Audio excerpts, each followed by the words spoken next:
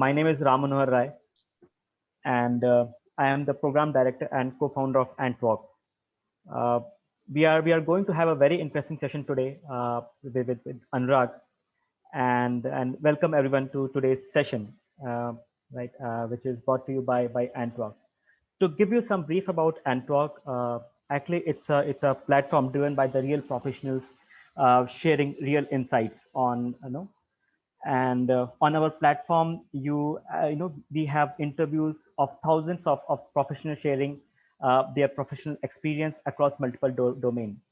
Our data science section is particularly rich with many interviews about real-time projects that data professionals have done, right?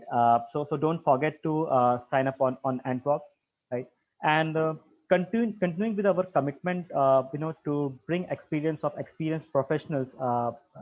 We have launched a data engineering bootcamp also, right, which is going to start this month, and we'll tell you about this bootcamp later on, right? And without further delay, I would like to introduce our expert for today, Anurag.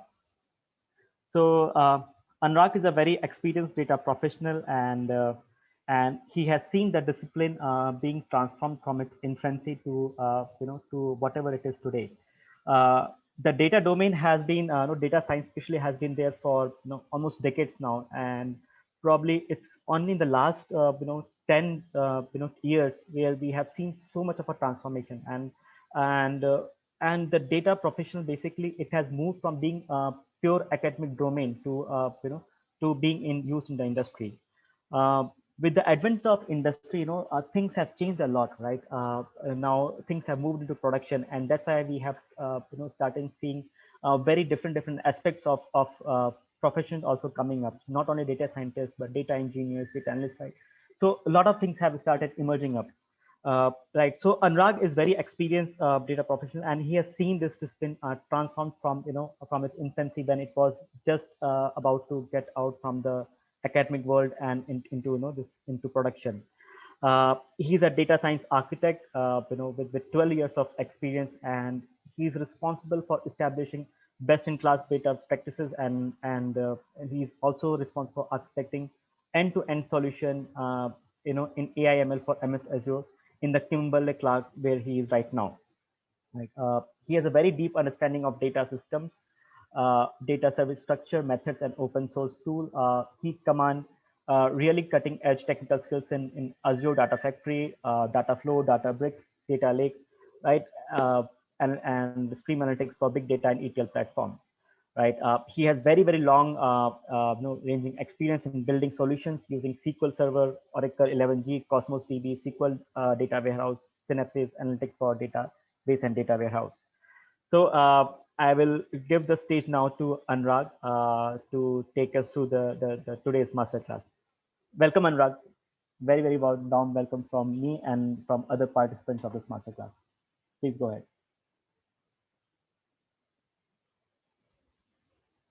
Anurag, we can't hear you. I think you're on mute. Yes, I was on mute. So is the audio and video clear now? Yes, Anurag. And everyone, please, we request you to remain on mute. In case if you have a question, you can raise your hand, or Anurag, what will you prefer? Do you want people to straight away ask you a question, or do you want us to raise their hand first? I would say that if we have limited time, then I would prefer to take questions in the last. Maybe the audience can put their questions in the chat window, and then the Okay, moderator during the end of the session, we great. could answer their questions. Because if with limited time we have, I feel that might hamper the pace of the Sure. session. So Sure. So everyone, please remain on mute and put your questions on your chat window. We'll take those questions at the end, right? So because a lot of time, what happens is the questions are already answered in later part of the session. exactly, Okay. Yeah. yeah, So yeah. please, Anurag, go ahead. Yeah. So good afternoon, friends. And thanks to Handwork for providing me an opportunity to speak about the session. So, friends, today I would be talking about the ecosystem of data and analytics. What's the life cycle of data from say ingestion up to insights. I would give a brief introduction to the data engineering process. What's the role and importance of cloud computing, especially in this post-era, post-pandemic era, followed by the Q&A session. So yeah, that's the agenda for today. And now that we have set up the agenda, I would directly move on to the slide. So before we start today's session, I would start it with a very common question uh, which would resonate with all of you all present in the session.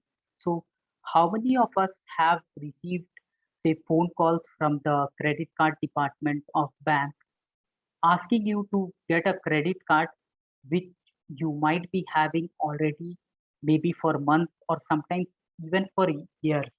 So that's a very common thing which we notice in our day-to-day life, right? We get calls from the call center executive and we feel that we already have a card from this bank. Why do these guys keep on calling us? So this is one of the data silo problem which data engineering or the data ecosystem would try to solve. We would park this question for the time being and let's proceed to what is a data ecosystem. Before that, uh, let's try to understand digital transformation. So digital transformation has become a buzzword now. Everybody wants to be a data driven organization. I would say every other organization are either towards a path to a data driven organization, or they are planning to invest in a data ecosystem to become a data driven organization. So what is a data driven organization? Basically, a data driven organization is an organization whose each and every decision being made, be it on say establishing something, be it on investing in a software, is presented with facts and the data speaks for itself.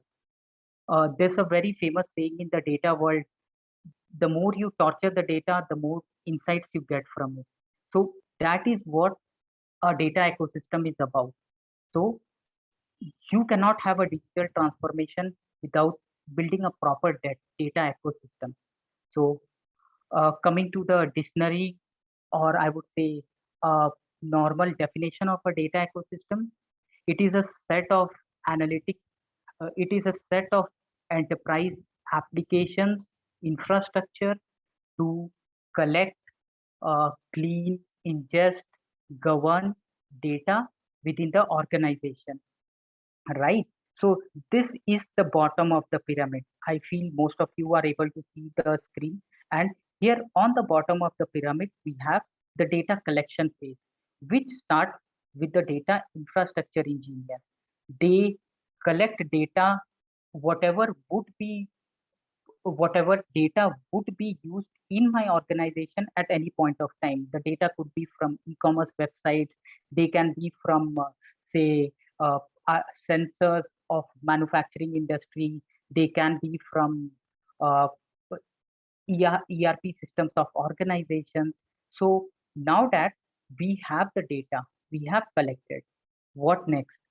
So the next step after collecting the data is to build a reliable data pipeline on that data, so that only the data which would be required for my business need would pass up the pyramid. So you see, this is a funnel.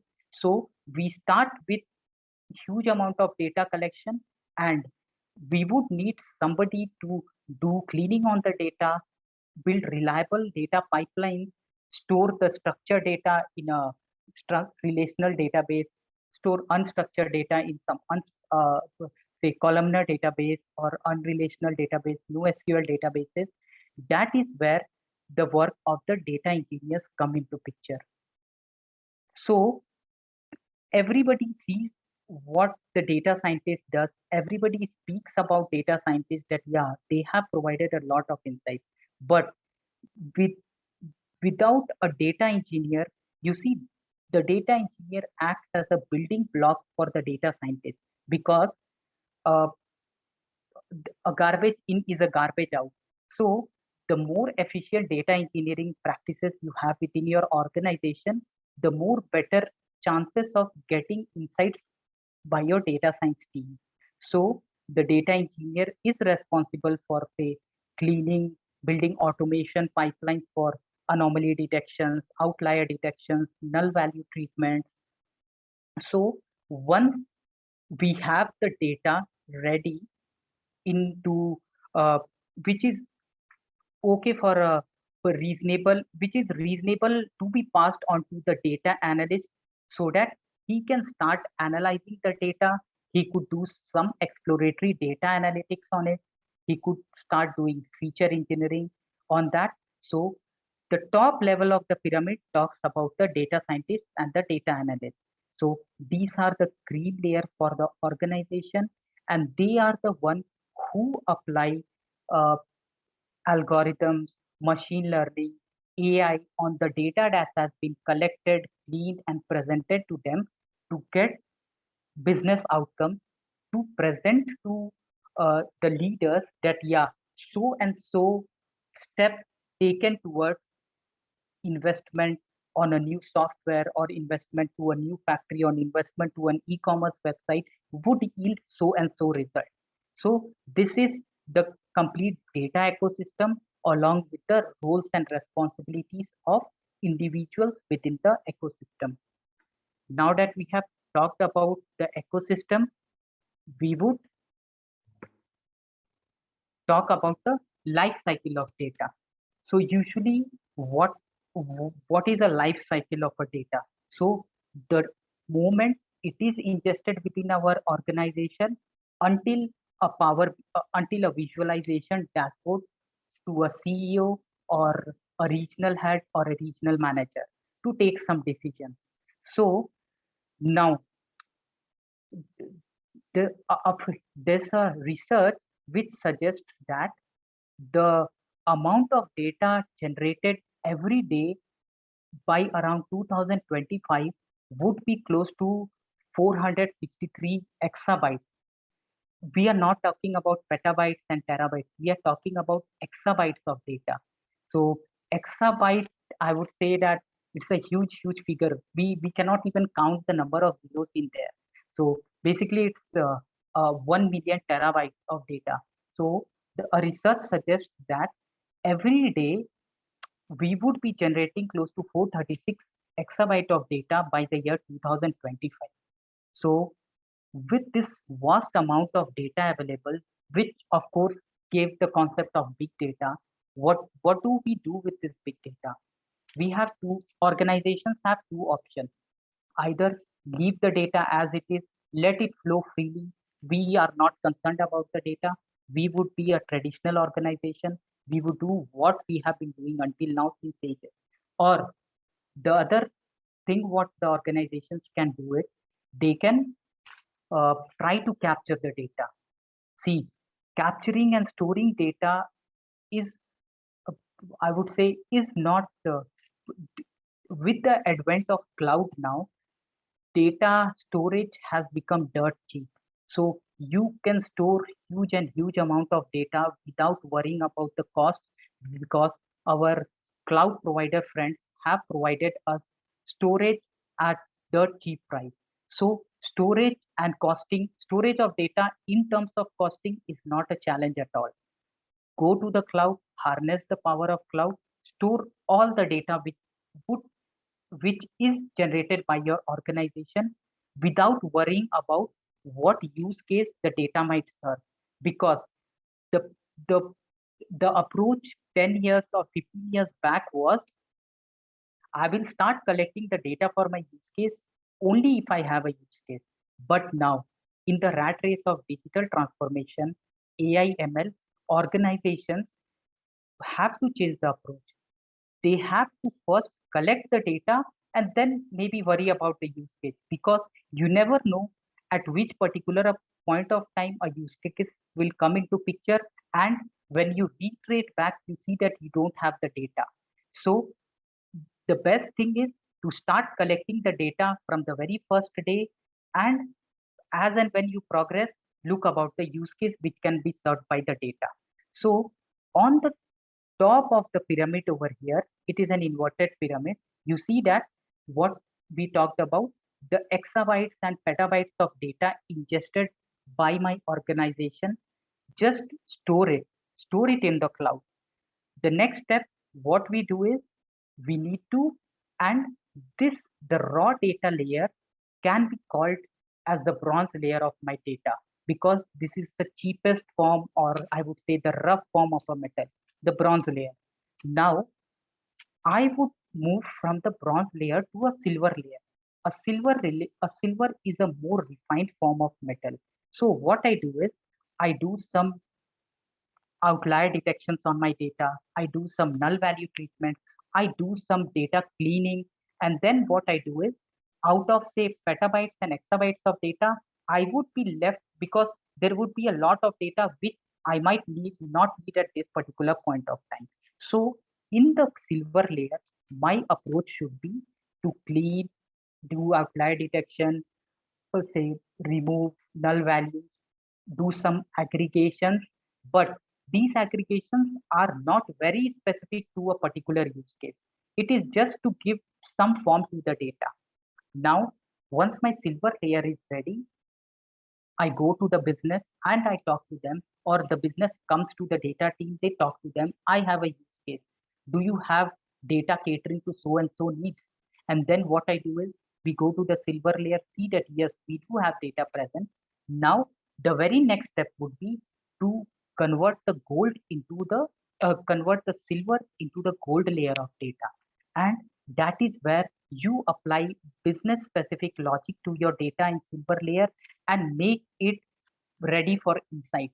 So in the complete process, what happens is your terabytes or petabytes of data just reduces to say kilobytes, or say maximum a GB of a data, which is actually useful for a particular use case in your organization. So this is a life cycle which a normal data undergoes in a data-driven organization. So now we have time for the first poll of the day. So Ram, would you like to present the poll for the people? Yes. So the poll says how much clarity you have when it comes to different roles and responsibilities in the data ecosystem. So yeah, I do see the numbers increasing. So this poll gives a fair idea about the audience we have and what expectations they might have, or and what kind of background they come from. Anurag, but what I also think is this is also a reflection of the general environment also, right? There is so much Yeah, confusion outside about data engineering, data science, right? exactly. Right. So it's not just about the crowd that we have today, but Yeah, it's about in general also. exactly. Rightly. Thanks for that correction. Yeah. So we have few more voters left.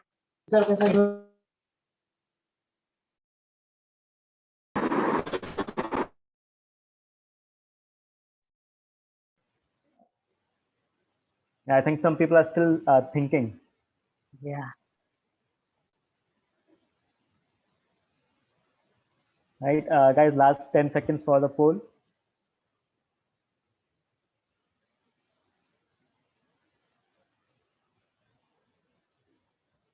Oh, okay, I'm closing the polls now.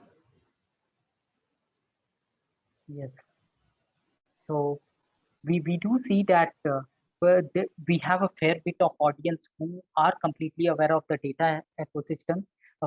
So yeah, congratulations to those guys. And but yes, we do have a major percentage who are little confused about the roles and responsibilities which would be present within a data ecosystem. And so that is why we are here to read about that and clear our doubts on those things. So yeah, you are at a place where your doubts should be answered. hopefully by the end of this session. So yes. So Yes, Anurag, Ram, please go ahead. Yeah. I have stopped sharing. okay.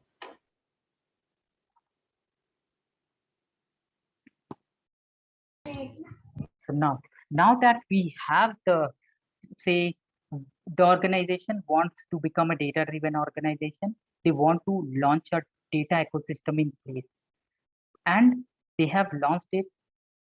They have tried to ingest all the data which they can because storage is available very cheap. But can you compare this to a library of a very big university where we have students who might get confused seeing the whole stack of the books present to them, but they don't know where to go, what to find out for. Same would be the case. Imagine that we don't have data engineers in place, and your CEO or your branch or say your regional head, he comes and he asks that I want you to see what this data speaks for me. Now because I have a data ecosystem in place, but no data roles within it. I mean, there was no data engineer, no data analyst.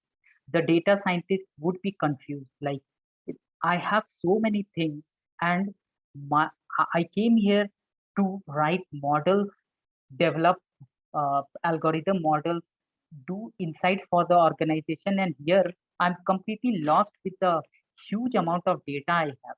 So what we need to do is while creating a data ecosystem, we need to find out ways like how can you do the metadata management. That imagine a use case comes to me, I know exactly which where I need to find the data in my ecosystem.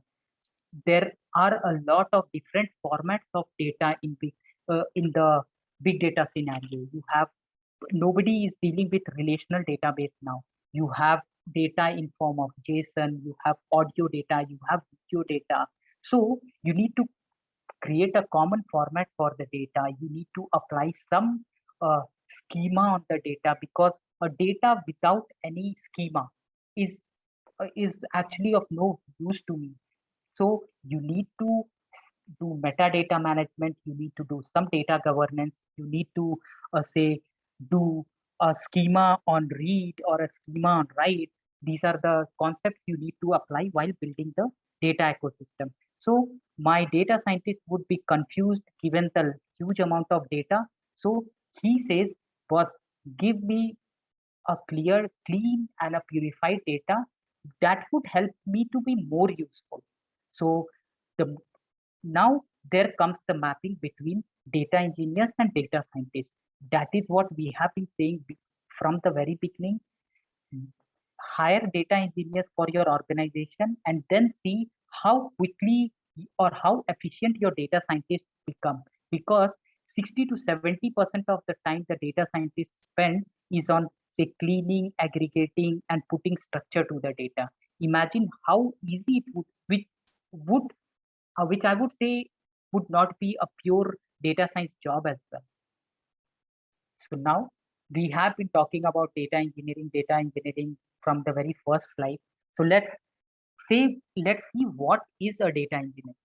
So data engineering is the process of designing and building scalable and reliable data pipeline that collects data from the disparate sources available, ingests the data, because after collecting the data, you need a way to bring it within the data ecosystem with the organization. That is where ingestion comes into picture. You apply some data governance on the data. What you do is you do the transformation. Transformations we have already talked about during the bronze, silver, and the gold layer. You transport and structure the data with the purpose of making it easily accessible and usable to the data application. So this is a dictionary definition of a data engineering.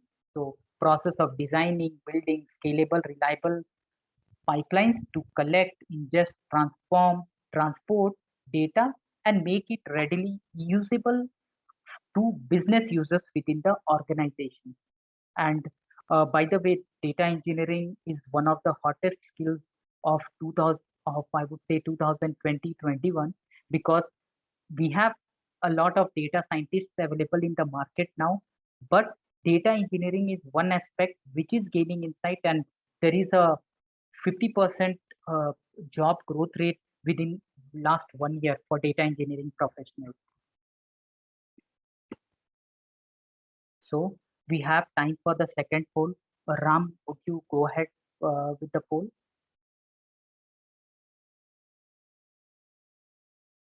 So the poll says your organization needs data for reporting insights. Where would you go for this data?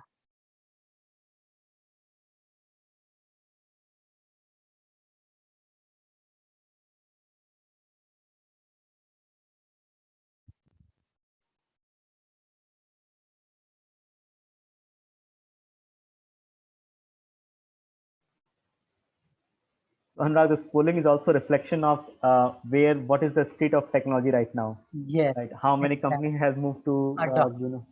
yes. How True. many companies have moved to warehouse, and how many have moved further to lake? Right. Exactly. Yeah. So yes, we see three different options provided over here. Most of you might be aware what is a database. It is a relational format for storing data, which organizations have been doing for ages. Data warehouses have also been in place for ages now. Data lake is something which is come up new only with the advent of, say, big data and advent of cloud.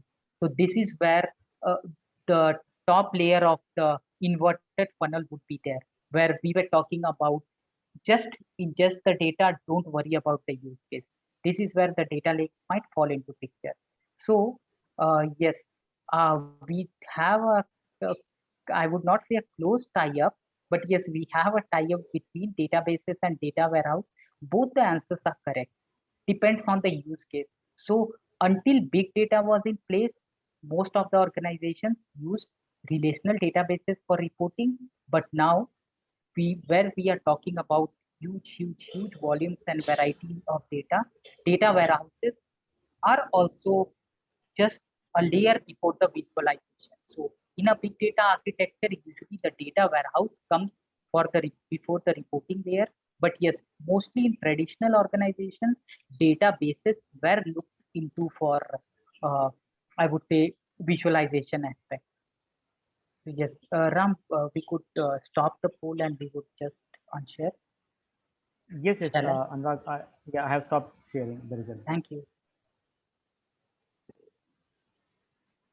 So now coming to the big data world. So a big data, everybody talks about it. So what's a big data?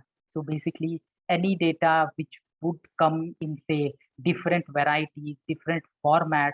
You, the previous data from the same system might not be in any way related to the data which has come now. So such kind of data, I would say, is big data. The data from industries, your data from e-commerce websites, your data from, most of you wear smartwatches. So the communication that happens or the data that's being sent, it is in unrelational format, not in a tabular form, because you cannot apply, say, relations or schemas on the big data at the very first point of ingestion. That is where the funnel comes into picture. Lower down the hierarchy, yes, you have to apply because data without schema is useless.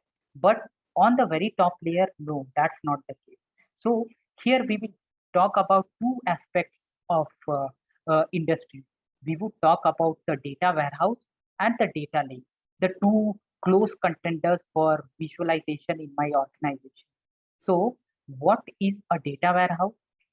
Data warehouse is still a relational database, just that we don't have entity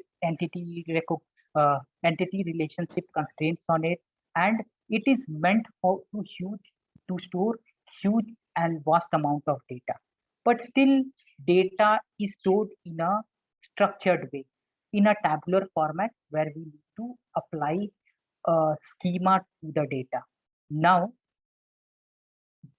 pre-cloud and pre-big data scenario, there was a process called extract, transform, and load the data. Because here we have tools like, say, Ab Initio, we have tools like Desktop, and Informatica. A lot of tools and lot of market leaders were there for ETL tools. So my concept is to extract the data from different sources, do the transformations on the data, and load the data.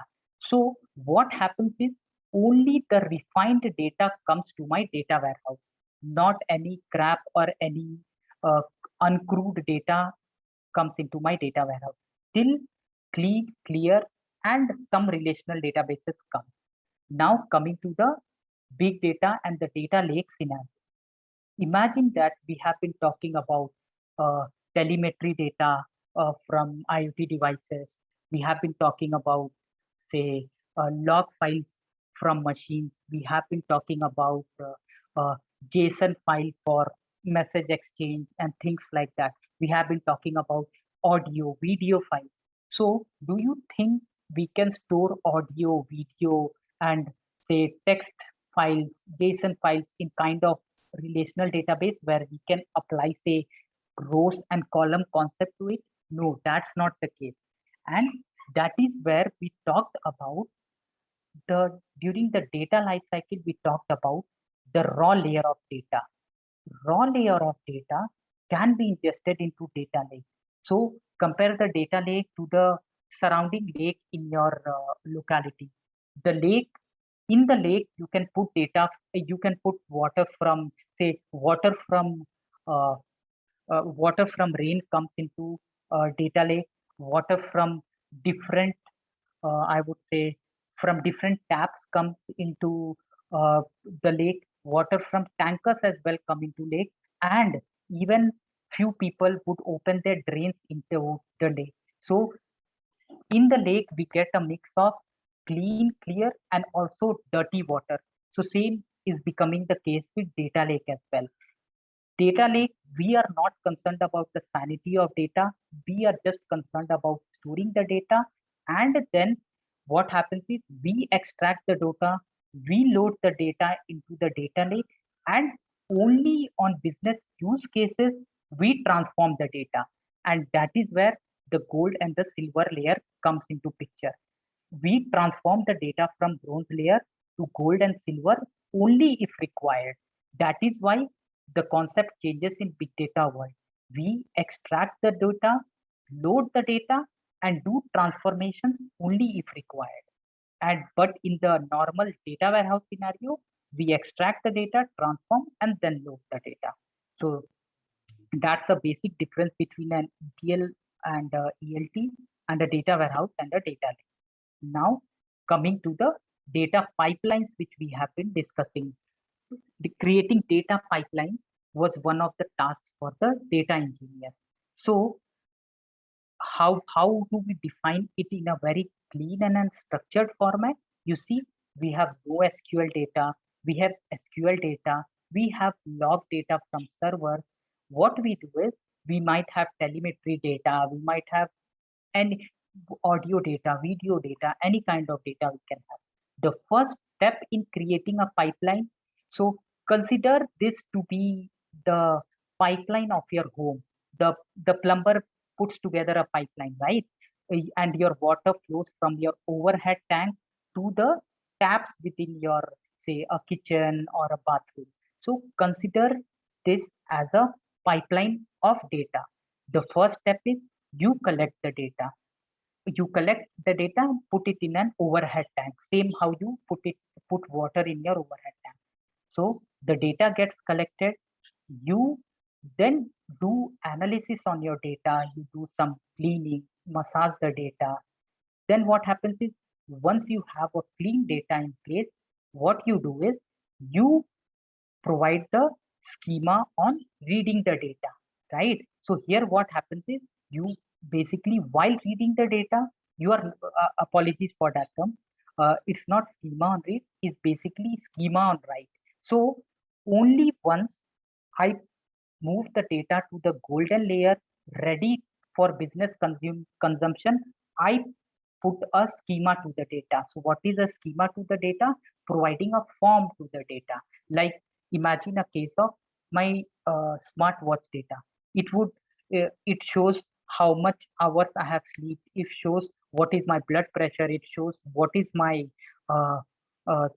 it says what is my heartbeat and pulse, things like that. So all the data is being sent at in one shot. At my data engineering level, what I'm doing is I'm separating my pulse data from, say, heartbeat data, separating my sleep data from pulse and heartbeat data, and things like that. So that is where that transformation I'm applying. And once the transformations have been applied, my data is present in the gold layer. This is where my machine learning, reporting, visualization can take place, because I cannot present something crude to my business users, right? When my say a regional head or a CEO asks me to present what the data speaks for the market conditions in, say, western region of India, I have to present it in a better way. I just cannot present anything.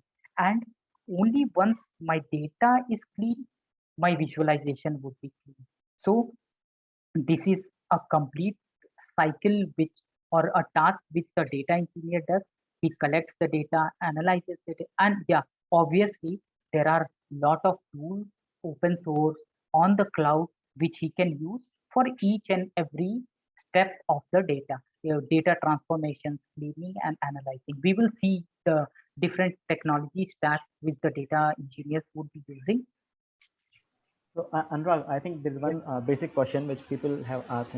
Sure. What is a data lake, and is it like MS SQL or Oracle? No, it is not MS SQL, it is not Oracle. It is not a relational database, as simple as that. Because imagine, yes, we can store audio or video as a, say, glob or a glob object we used to stay. But imagine that what is in an Oracle database.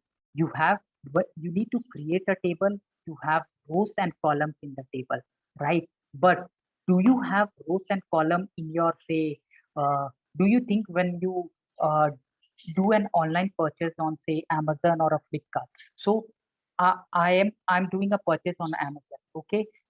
And Amazon tries to capture the steps I do on their website. So I log into the website, I search for, say, a particular laptop, I uh, I filter out of 10 laptops, I filter out 2 laptops, I see their features, and then what I do is I just I close the browser window. Then what I do is I come back again after 2 hours and I log into I log into Amazon website. I do the same filtering, and this time after the last filter of, say, Dell and an HP laptop, I select a Dell laptop, I put it in my cart, but still I don't make the payment. I go to the payment page, I close the window.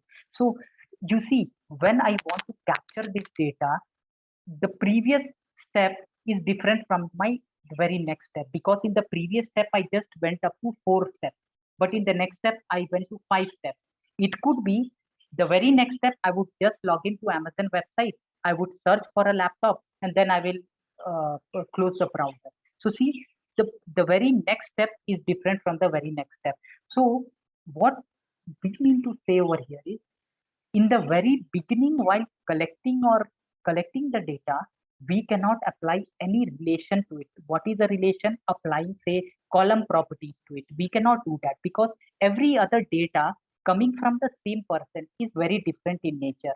So what we can do in such kind of data, but still we want to capture the data, because I want to capture the habits of this guy, that usually what he does on the Amazon website. So that's why what I do is I need to have something which does not worry about uh, what kind of data is there. As I told, consider it to be the lake within your society. The lake does not differentiate in water from a drain. Many people will open their drain in the lake as well, right? And they would have a mesh from where all the dirt would not, they would try to prevent the dirt entering the lake. So people don't bother, they even flush out rainwater in lake. They even, I also get the freshest form of water. Say if we have a hailstorm or a snowstorm, what happens is those things as well get into the lake. So my lake does not differentiate between the data the water. Even it it collects dirty water as well. It even collects the freshest and the purest water from say rain or snow. Only once it comes to our say apartment, what happens is the we we don't drink the data from lake directly, right? We have a water filter in our home always. Only so the lake water which has come to your water filter, you apply 7 layer, 3 layer filter on that data, and only then you filter on that water, and only then you drink the water, right? So it could be that rainwater would have also come, but your RO filter is in place to remove all the impurities and bacteria, and you are sure that what water you are drinking from your uh, filter is a purified water.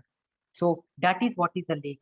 Nothing, no differentiation, no rows, no column, just anything, good, bad, whatever it is, just get the data, nothing else. So no relation is applied onto the data lake.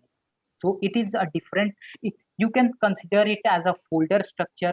You can consider it as a folder structure where you can store text files, CSVs. There is a format of file called say Parquet, Avro. These are the different formats which have evolved, and they are like more efficient storage formats. So just as an example, say uh, a CSV file of 30 GB can be reduced to a Parquet file of say close to 5 to 7 GB. So a huge compression comes into the data, how the data format is stored. So those are the formats of data. We would not go into the much of technical details here. So yes, we talked about the pipelines in the previous stage, right? Now we would come to a common big data architecture, right? So what is a common big data architecture? Here, you in your organization, you are forming a data ecosystem. You have data from Salesforce, from Oracle, from SAP system, and from Oracle system, which are your legacy systems in your organization. Now, you are a consumer packaging good company. You want to see what are people saying about my brands on say Facebook, or is there any discussion happening on Twitter and things like that, that there is a boycott going on against one of the products, like ban Pepsi, or say it has pesticides and things, such kind of campaigns which usually people take out nowadays. So I also want to understand what the sentiment of my brand within my uh, social media site. It has become a very big thing now, right? So yeah, I have my legacy system. I have my external, I would say, external social media site. There are a lot of data within the organization in terms of some polling data happen, some poll happens within the organization, some surveys happen, then you would have log files within your organization and things like that. So you see every data, and if you are into a manufacturing domain and you want to move into say industry 4.0, the IoT thing, so all your in your assembly line, you have put IoT sensors at every point of your machinery, wherein they are continuously sending you, say, temperature, humidity, such kind of KPIs which they have been meant to send. So you see, every source of data is different from the every other source. IoT devices would send data regularly, some data. So here comes the concept of batch and a streaming layer. So a data ecosystem would be complete only if you can capture maximum data. But data is coming in different form and different speed and velocity. That coming in different velocities is one of the features of big data. So to build a proper ecosystem, I need to capture legacy data, which can be done in batch, because I know that every say every 12 midnight, what I can do is I can run a batch pipeline and I can pull data from my legacy system, whatever data has come from today. But can I do the same thing for my smart factory? No, because the temperature of my bearing at a particular point of time might be different than the temperature at one particular point of time. And if I wait for whole day to capture that temperature, so by the time I capture the temperature, obviously it could be that my bearing would have blasted due to heavy temperature. So I cannot wait for the full day. So for such data, what we need to do is we need to have a streaming layer as well. So a combination of say batch streaming data is called say a lambda architecture, which is like you cater to all the speed, value, variety of data into coming to your data ecosystem. Once it lands in your data ecosystem, you do standardization, and then what happens is you can store it in any of the cloud layer which has been provided. Now we'll come to the last poll of the day. So Ram, would you like to put it forward? Yeah, so how many attendees organizations have already adopted the cloud? So here we would like to understand, okay,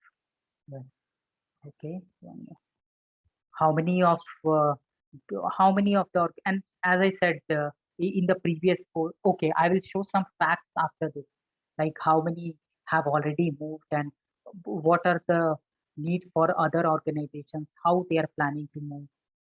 So first, let's see the sentiment of the crowd over here, and then we would come to the facts.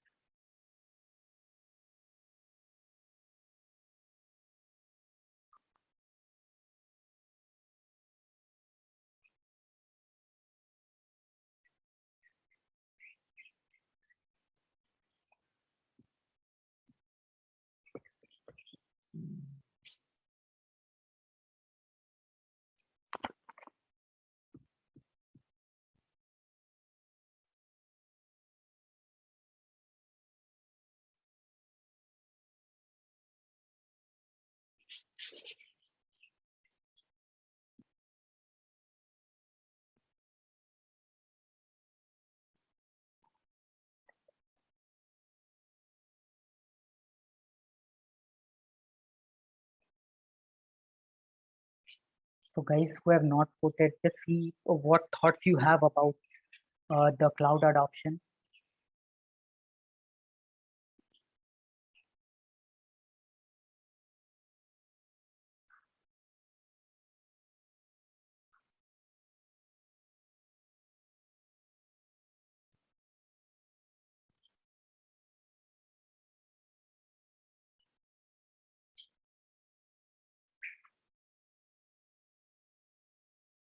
So Ram, do we give more time or? Okay, so Anurag, while people are answering the poll here, we can actually take some of the questions, right? Yes, so yes, one of the questions that has come up is, should data lake be object oriented? No, it cannot be object oriented, I would say. So it cannot be object oriented because what happens is you cannot decide, I would say you cannot decide the fate of data, what it will happen at a later point of time within the use cases or with, so it cannot be object oriented. You cannot decide at the very beginning. It cannot be object oriented. Okay, and I think there was some question around, can we have a 30 GB raw data in a CSV kept in a folder structure as a data lake? Yes, yes, you can have. That should not be a concern. That is where cloud comes into picture. I know that your personal machines, you would never want to have a 30 GB CSV file stored in your personal machine because it would take like almost 1/3 of your storage. But yeah, that is where cloud comes into picture. And not only 30 GB speed, we have people have data in almost like TBs. Lot of data is in TBs as well. One single file sometimes. Then there are means to say partition the file, break the file, do the processing. But yeah, that's an engineering aspect. But yes, there's no harm, or I would say that nothing is stopping you from.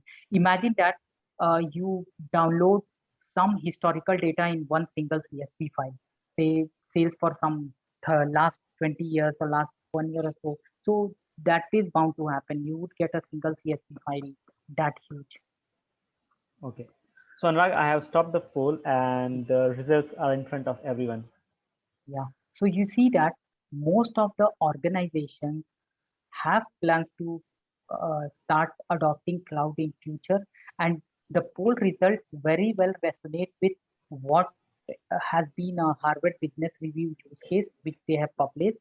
I would just take you through the fact check. So Harvard Business Review on cloud-driven transformation reveals below fact. 83% of the organizations say cloud is extremely important to their organizations for future growth and strategy. So 83% of the guys agree that cloud is the next big thing, and we have to at now or at a later point of time do adopt cloud. 69% say that 60 or more of their organization's infrastructure and applications would be in cloud in the next 2 years. And that is what you saw in the poll. Many people have said that they have migrated 50% of their workloads to cloud. And 66% even feel that leveraging real-time analytics is very important, and real-time analytics can only be achieved with an adoption of cloud, so that data science, machine learning, AI engineers can work on your data. And it is very important because nobody wants to be left behind in this data race, right? So now we would quickly see some of the deployment models in the cloud. I would not keep this very technical because I know I would just try to give you a very common example. So these are the deployment models in cloud, like how cloud is available to you.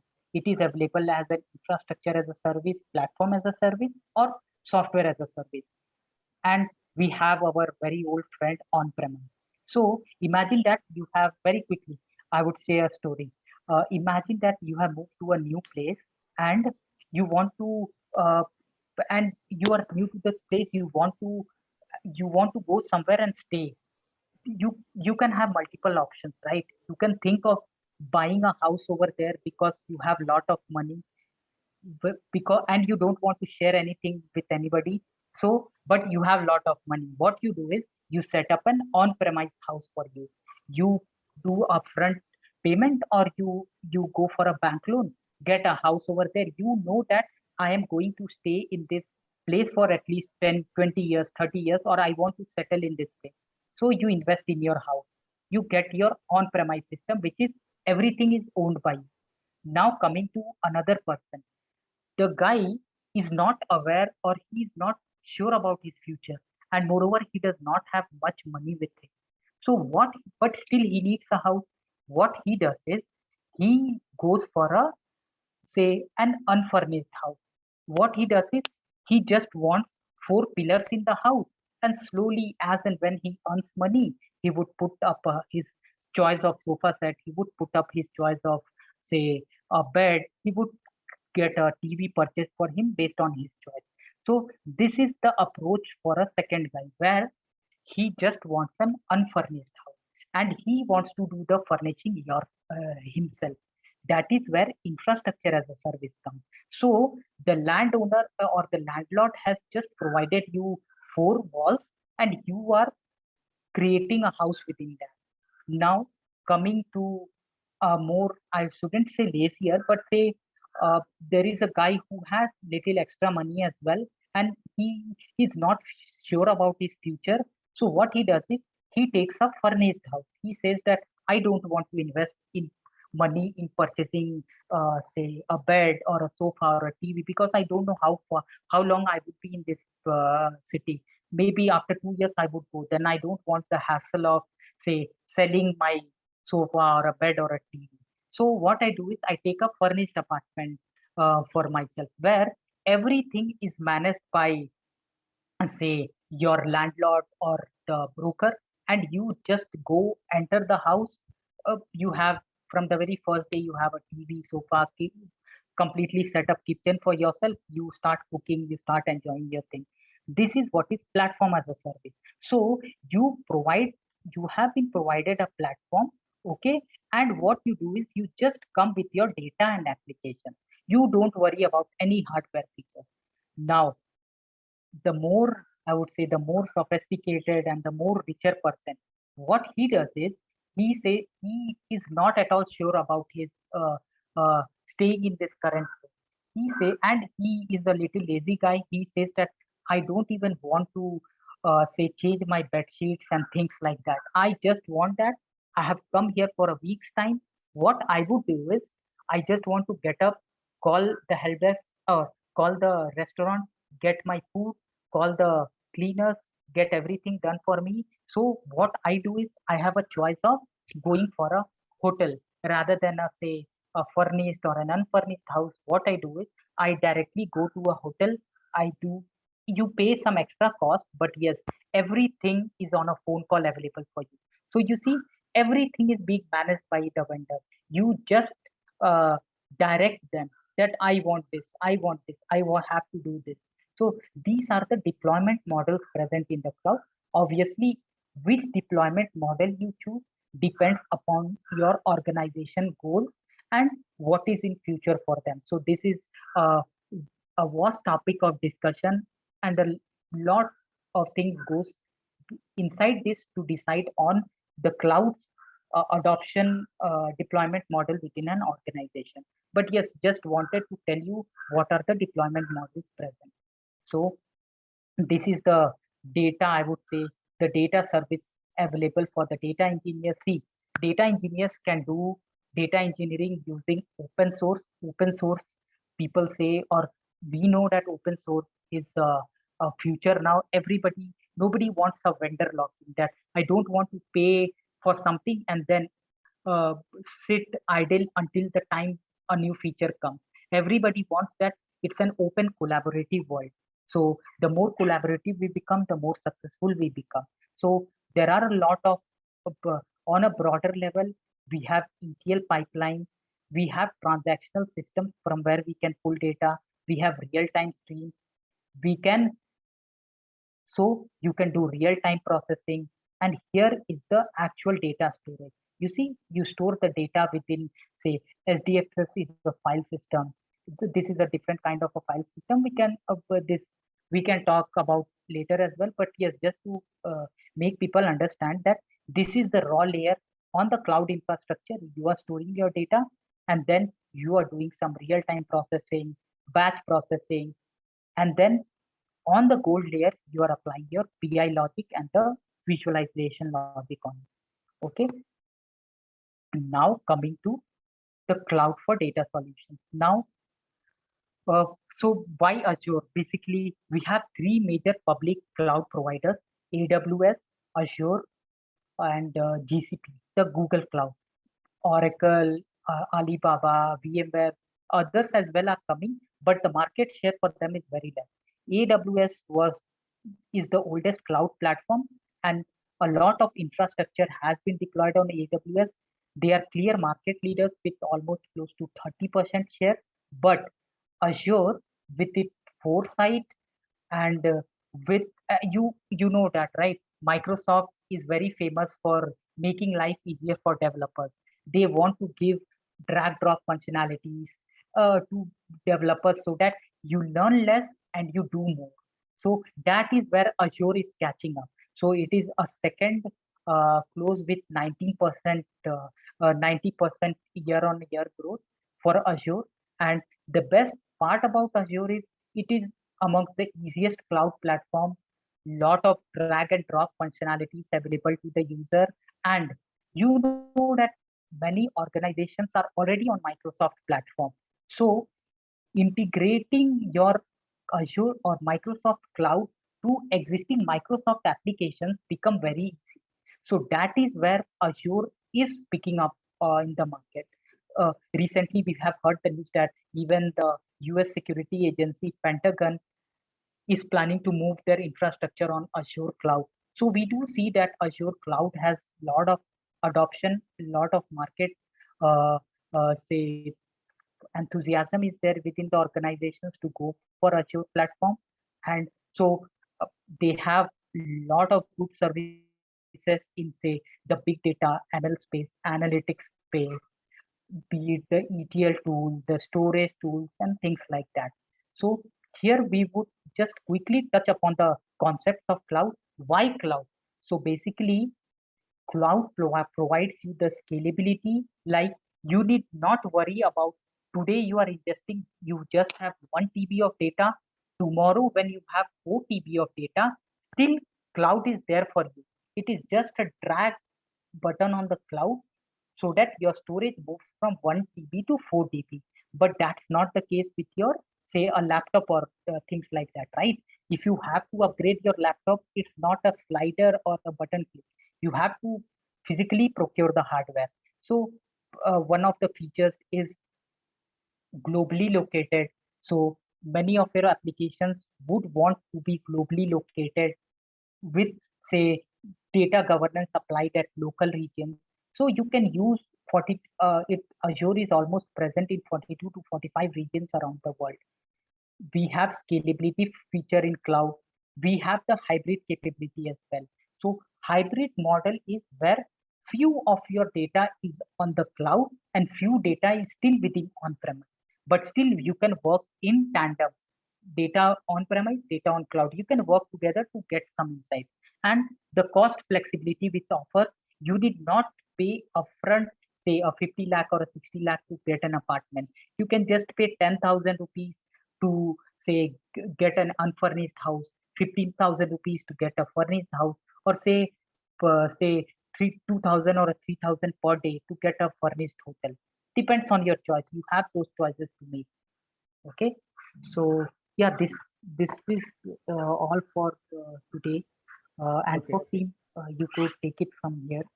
Yes, yes. Guys, I would like to take this opportunity to, as discussed earlier, that we are launching a boot camp on data engineering, which is, experiential learning program. So, Anurag, can you go to the next slide? Right. So, we have launched a 16-week program, right, with the classes which are going to happen on the weekends. Right? So we have the two classes. We have one class on Saturday, and the two classes will be happening on the Sundays. Right. And this program, which is 16 week long, is not only going to focus upon your professional skills, right?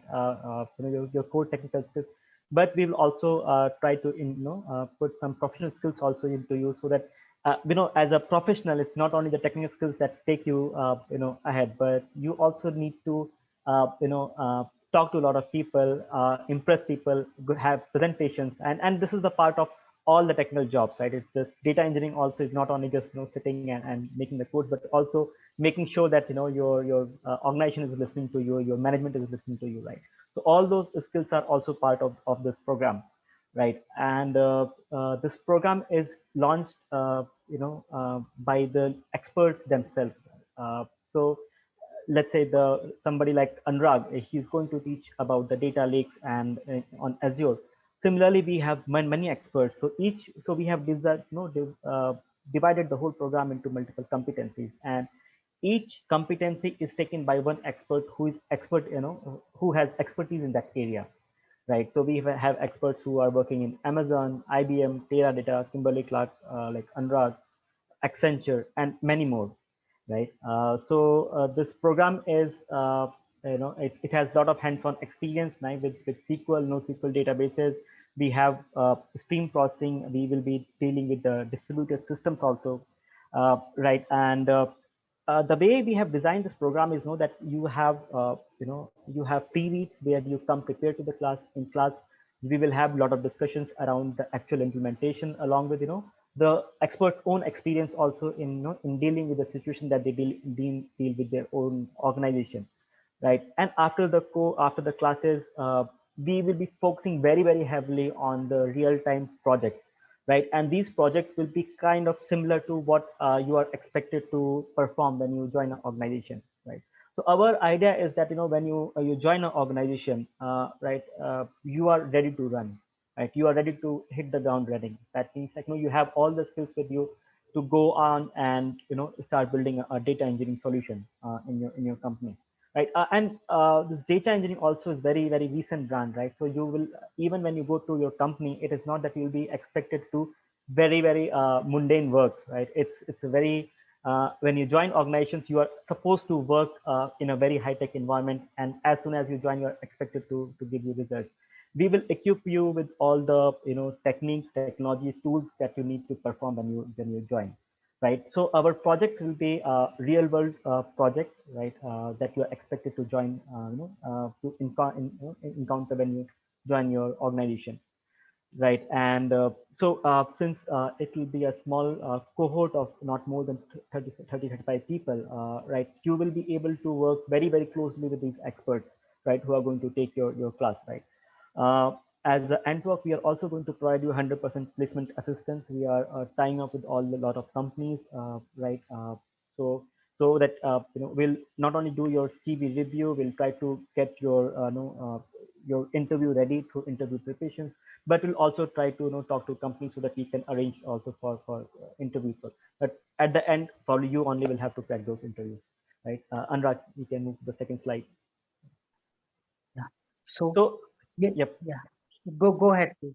Please go ahead. Anurag, if you want to take it's No. But that's okay, perfectly fine. You right. can go ahead. So, guys, this is how we have designed our whole course. Right, we are going to start the course with the revision of the Python. It's going to last only for 1 week, and we expect people to know Python or at least very good programming, right? Because this is a course on the data engineering. This is not the course on a Python, right? So we will start with pandas and numpy, but we expect you to know a lot of programming beforehand, right? Don't expect us to teach you programming from the scratch, although we will be touching it in the first week itself, right? Our second part of the program will be around shell and advanced SQL. SQL is still at the heart of the whole data engineering, right? In your interviews, still you can expect to get 50 to 60% of your questions on SQL, right? So this is one skill that you will, I expect you to know also a bit of SQL, but if you don't know, I think that's fine. We'll start from here, and throughout the program also we'll be keep on using the SQL, right, in different projects, so that by the end you graduate, at least SQL is one part where you will not fail in your interviews, or you will be doing a lot of SQLs in the subsequent weeks also, right? So shell scripting is something that will again be touching upon, because that will also give you a lot of ideas about how to automate your job. And of course, as a IT professional, shell scripting is something that you can't run away with, right? So that's also we are going to cover. Going ahead, then we'll start our main data engineering program, where we'll be starting with the data modeling, right? We'll introduce and the data modeling, then we'll introduce you to cloud and Azure essentials. So basically our program, a big part of our program will be focusing on, will be based upon Azure, because that's where the world is moving. But I think the topics that you're going to learn, right, the concept that you're going to learn will anyway help you even on the on-prem environment, right? So because we have to choose one platform, so we have chosen Azure for most of our work, right? So we will give you the idea about the Azure, the beginning of the program itself, right? So that you are comfortable. Then we'll be dealing with this big data and Hadoop development, so that you have an idea about the big data ecosystem, its evolution also, because it's very important that you understand the basics, right? So that's why we will spending some time here. Then data lakes and data warehouse, which will be taken by Anurag, right? You'll be learning it on Azure system, right? Then we'll also move to the data processing and batch processing, right? This is the core data engineering job. And we will also be, dealing with this real-time stream data processing, which is kind of a skill which is coming up, which not too many people know about it. But I think with the advance of Amazon, with PayU, with so many companies, the data streaming is also becoming very interesting competencies to have. Right? So after this part, we'll move on to some data governance part and little bit on security, because as I told you, right, when you join this program, when you join a company, you are not supposed just to write very few lines of code and don't own anything, right? You are also supposed to know how to be how to deal with the security of data, right? How the data governance works. So that is also will be the part of the program. And so this is how our whole program is structured, right? And in Arna, can you go back to previous slide? So you can see, this we have already provided some kind of financing where the program cost is 70,000 rupees, it's 9,999 rupees, right? But we have a financing structure for you where you can start from 6,200 rupees per month, right? There is zero EMI also available to us, right? So so guys, along with the 16 weeks, we are also going to introduce a lot of soft skill classes in between, right? So that whenever you are graduating from your program, you are not only the accomplished technically, but you have confidence, you have right skills to negotiate with your stakeholders, maybe your salaries also, right? When you go to your company, this is like kind of most important skills somehow, right? So those skills also we are going to impart in you guys, right? So yes, Anurag. You can, we have shared a link in our chat window. You can go to that link, right? And our counselor will reach out to you in case if you have some questions. They will give you a very good brief about those questions. And I hope to see few of you with us, right? Uh, Great. So, guys, now we can move on to some question and answers. And yes, so I'm also sharing feedback for this class, because this will Sure, also sure. help us to bring more master classes in future. Um, right, I think this is already started. Please fill up these feedbacks also. Right. So Anurag, we have got few more questions now. Right. So one of the question is which has kept on coming, right? That people have this doubt that with the advent of AI, will the data engineering jobs will Yeah, go definitely. down, or how is the data engineering jobs coming? Is it going to go down with more AI, or is it going to come down? Because what I have understood is that uh, teams have started stuffing data scientists in their team, and they don't have Yeah, any data engineers, and now they're stuck. exactly, What to do with those data engineers? So exactly. can you put some light on it? So, but as I told Francie, the job listings during the last 1 year has almost been like 50%, and I would say that data science is good, and there was a lot of buzzword around data science for almost like 3 to 4, 5 years, and people we now have good amount of data scientists in the market. Okay, but the, I would relate this question to this. We had yeah, I would relate this question to this data scientist frustration over here. So we cannot achieve everything with the data scientist, and the best way would be to say, for one data scientist you would need at least 2 data engineers to do the complete cleaning massaging of the data. So data engineering is here to stay, and it is a job for future, and I would say that we would require more and more amount of data engineer, because see, every day a new form of data is coming up. Every day different systems are coming up from where we need to pull the data. So these things is an expertise which only data engineers need to handle it. So data engineering is a job of the future, and the demand will keep on growing, because you cannot have a data scientist or an AI engineer without data engineers. So that's why I said that data engineering is a building block of data science, I would say, or AI for an organization. Okay. So Anurag, there's one more question that has come up. Mhm. What is the difference between a cloud engineer and data engineer? Okay, so see, a cloud engineer here, I would say, uh, so who is a cloud engineer? A cloud engineer would be one guy who would be developing solutions on the cloud. So I would not restrict it just to say data ingestion pipeline, or data pipelines or things like we read about the responsibilities of data engineers, right? Where you ingest the data, curate the data, clean the data, build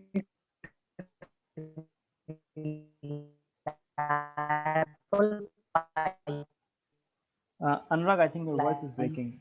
So the same, so you have open source software. Yeah, I'm just saying that data cloud engineers is a generic term where you could say develop web applications on the cloud. You can develop storage applications on the cloud. You can do deployment, can be categorized as cloud engineer within cloud, where you would be concerned more about developing and architecting data solutions or building data ecosystems for the organization, and it can be done using cloud as well as open source. And that is why data engineer needs to know cloud as well as open source software. But a cloud engineer might only know things on the cloud, like he can be a web application developer on cloud who would deploy applications on say he can write Azure, he can write functions on the cloud, which is like an event driven, he can build event driven mechanisms and things like that. So cloud engineer within the cloud, using some components of the cloud, he does the tasks of say creating data pipelines which are more reliable, structured, robust. Okay. So Anurag, I think one more question has come up, which is kind of which is there in a lot of people's mind.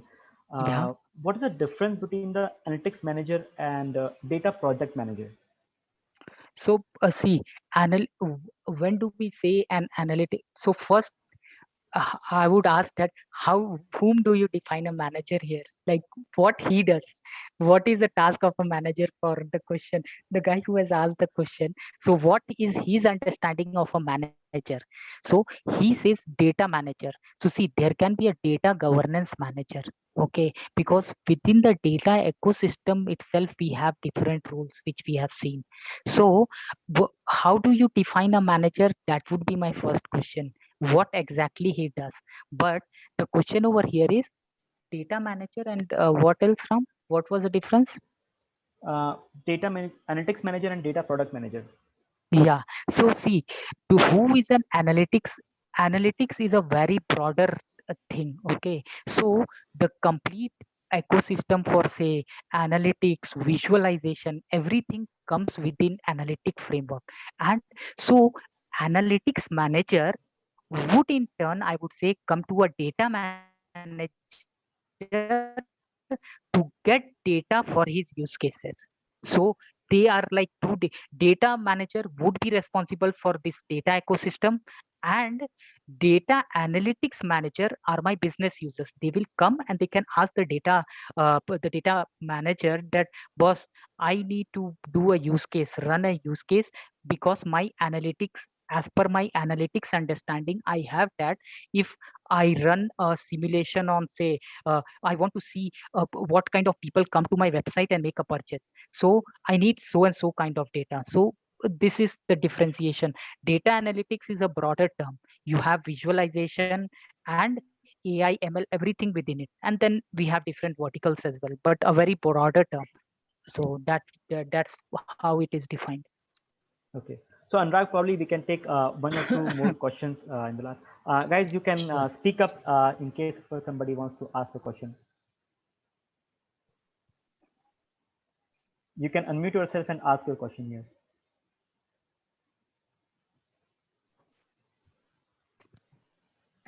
Okay. Hi Anurag, this is Pankaj. Yeah, hi Pankaj. So, Good afternoon. so I just visited your LinkedIn profile and I came to know that you were a .NET developer, right? Yeah. So my question is, I have been 14. I have an overall 14 years of experience. 7 years I had been working on .NET web application. Yes. Yeah. So I am also a .NET developer and I have 4 years of experience.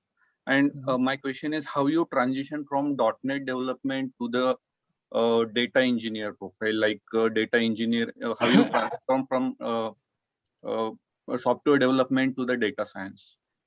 Yeah, so I would say that and that's the reason I have already emphasized on Azure. So the good part about being from the Microsoft development side was that Azure came as a very next step, right? And with Azure, we say no, Azure came, I transition to Azure, and then basically there was a course certification which I did on data science, but that's a different aspect.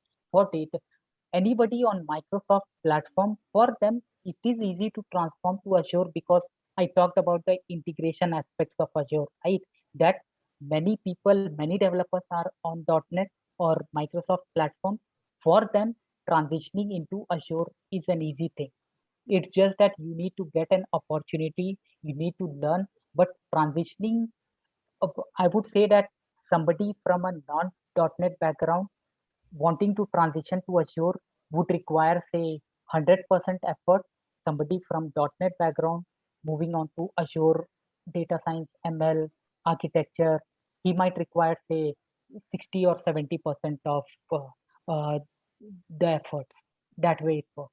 Because you are aware of the Microsoft ecosystem, right? It's just that you have to do similar kind of things on the Azure platform.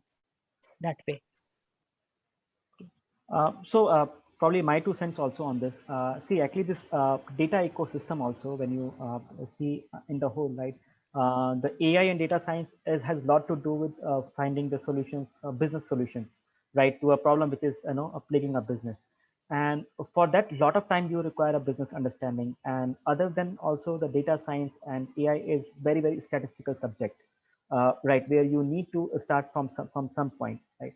For people with some experience in software engineering, they have an advantage, right, that they can move from the software engineering side, right, to software. So data engineering is kind of next step for a software engineer, and it is the easiest way for them to move into this data ecosystem, right? Because if you, let's say, want to go from the machine learning side, right, uh, first of all, there the jobs again, it's a little bit crowded, it's becoming a little bit crowded, and with crowded with a lot of people who uh, you know who also have very good training in, let's say, statistics, right?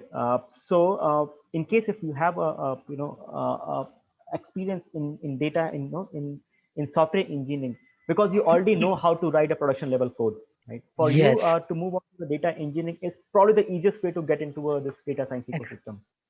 Exactly. And as Ram said, see, we have hired a lot of data scientists, but now we need data engineers. Similarly, there is an upcoming field of machine learning operationalizations where data engineers would be needed a lot, because see, data scientists know statistics, they know how to write algorithm or create algorithms, but they don't know how to play with software systems, right? That is what an engineer will bring into perspective. You know how production systems work, you have been working on production systems for, you said you have been working for 4 to 5 years, so you know the ecosystem of production, right? But that somebody from the statistical background might not be aware. His job is, I am done with my algorithm, I am done with my model. How you want to run it in your production is up to you. That is where engineers are required. And I would say that it almost like 80%, or I would say almost 95% of the models are still on PPTs. You have a good presentation saying that if we implement so and so algorithm on in my factory floors or in my things, I would get a increase in sales of 40%, 50%, 10%. But that is just on PPTs now. You would need somebody to move it into production. So that is where the engineering skills also come into picture. Okay. Guys, probably we'll take one more questions. We have already crossed our stipulated time.